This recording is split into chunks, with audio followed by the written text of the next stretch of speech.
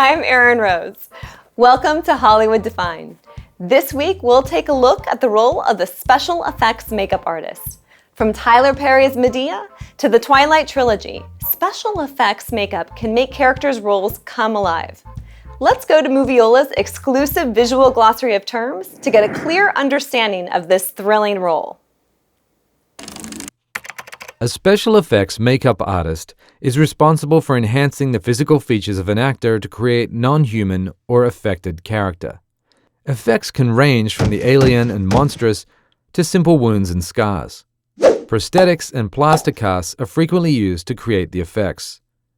Many special effects makeup artists extend their trade to the creation of associated props, such as practical monsters and creatures, and sometimes incorporating puppetry and mechanics. Now that we have a better understanding of the role of the special effects makeup artist, let's meet one. Mike Leahy sat down with Gary Tunnicliffe, a special effects makeup artist on films such as Scream 4, Hellraiser, and X-Men Origins Wolverine. The special effects makeup artists have to work closely with the actors. So let's find out how close.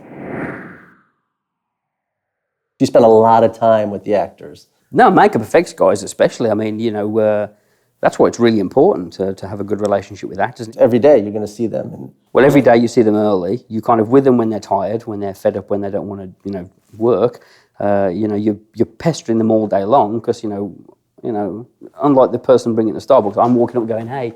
So, I'm kind of poking at their face and they get annoyed by that. Then at the end of the day, it's an hour to remove it when all they want to do is go home. And then first thing in the morning again, you're back there again to do it again. So no, the barriers drop pretty quickly. I've worked with performers before who've never had a makeup on, and usually especially if it's a woman, I tend to go, hey, I'm Gary, you're going to hate me. And they go, no, I'm really looking forward to it. It's going to be great. So I'm like, yeah, you're going to hate me, And first day they have it all glued on and they're like walking around getting their photos taken, going, this is great. Wow, it looks so weird, it looks so strange. Day 5, I hate you. I'm like, I know.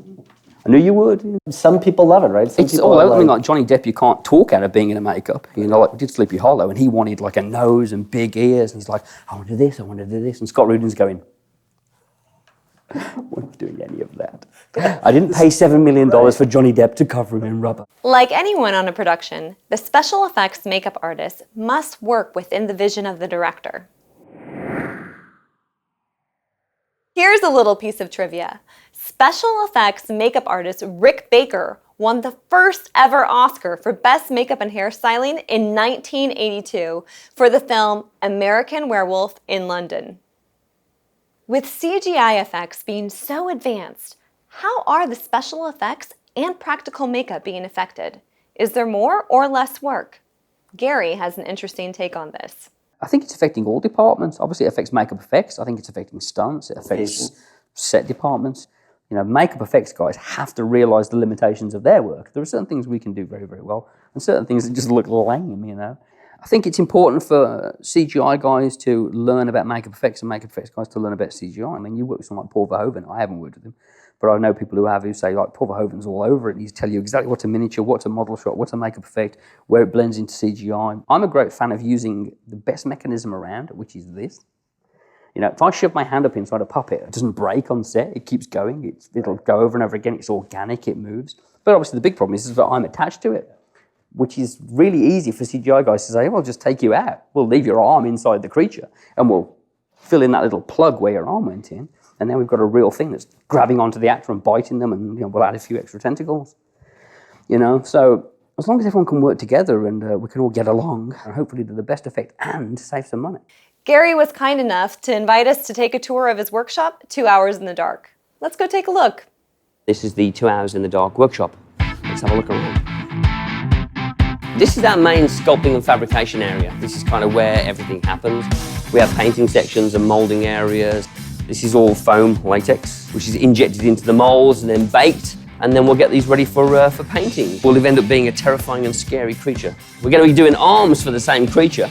So we're going to create 2 arm forms and then we'll sculpt in clay. The material is being cast in right now, a material that's used to cast teeth, and this is a very, very tough material. The whole process is probably about 25-30 minutes.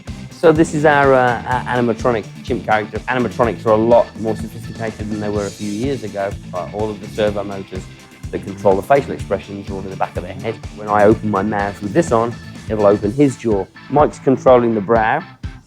And the trick really is subtle movements, rather than big over-the-top expressions.